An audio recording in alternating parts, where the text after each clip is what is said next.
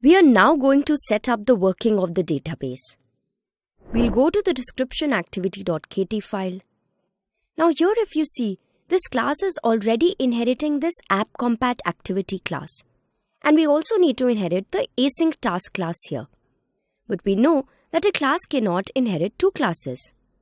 So to solve this problem, we will create a subclass inside this class.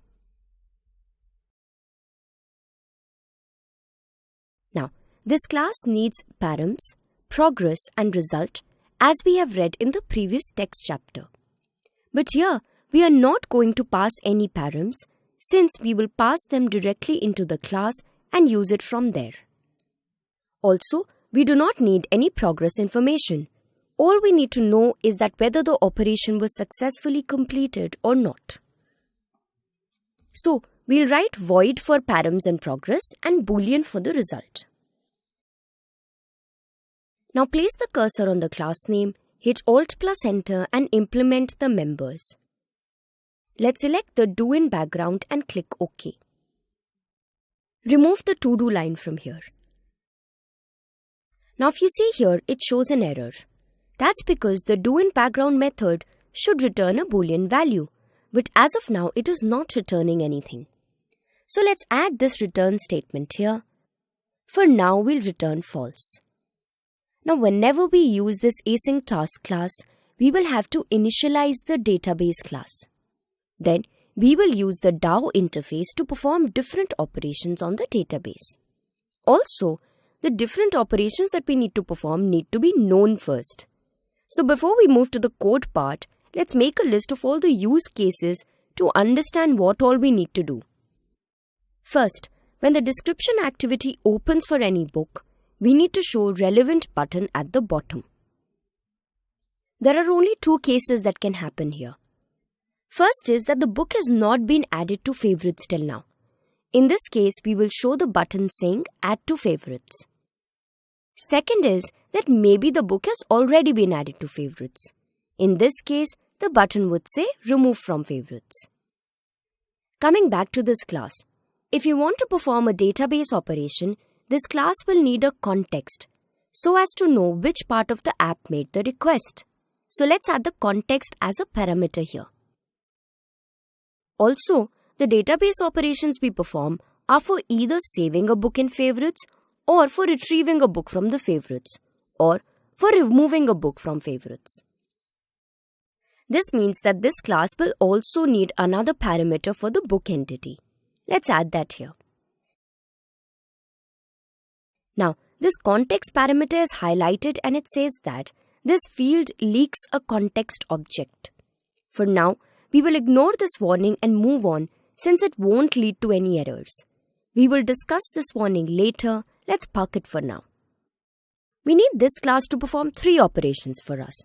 Let's see what they are. First, we need to check the database to see if a book has been added to favorites or not. Second is to save the book in the database as favorites. And the third is to remove a book from the favorites. We can manage doing all these with different modes of operations. Let's go back to the studio and make a comment here for the three modes.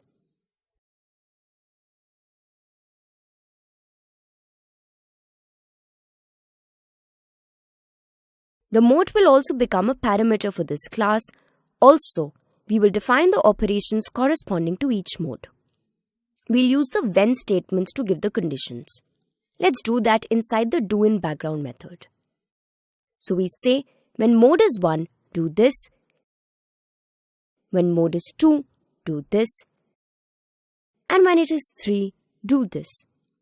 Now remember we said we'll have to initialize the DB class here? Let's do that.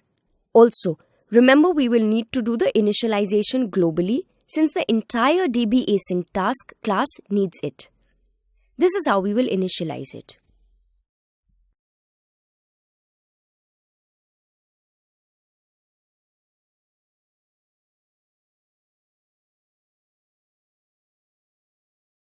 So here if you see, we have used the database builder method of the class room. This method requires three parameters which are the context, the Java version of the class which is responsible for creating the database, and the name of the database. We have given the parameters here. Now we need to build this to initialize the database properly. To do that, we will add this code for build here. Once this is done, we can now use the DB to perform database operations. So we will write the operations for these different modes. First, let's check whether a particular book is a favorite or not. We will use the book.dow interface for these operations. We can simply check whether the ID of the book is present in the database or not. And we have already made the getBookById function for this in the Dow interface. So let's implement that here.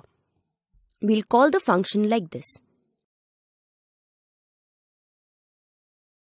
Here inside these parentheses, we need to pass the ID of the book that we need to check. We will write this code here to extract the book ID. This will only give the result if the book entity with the book ID is present in the database, else it will give null. We will use the close function here. It is mandatory to close the database after we perform an operation, otherwise it just takes up unnecessary memory.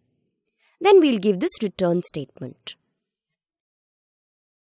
What the statement does is that if the return value for this function is null, it will return false. So we have created the operation for checking if a particular book is present in the favorites or not. Next, we'll create the insert operation here.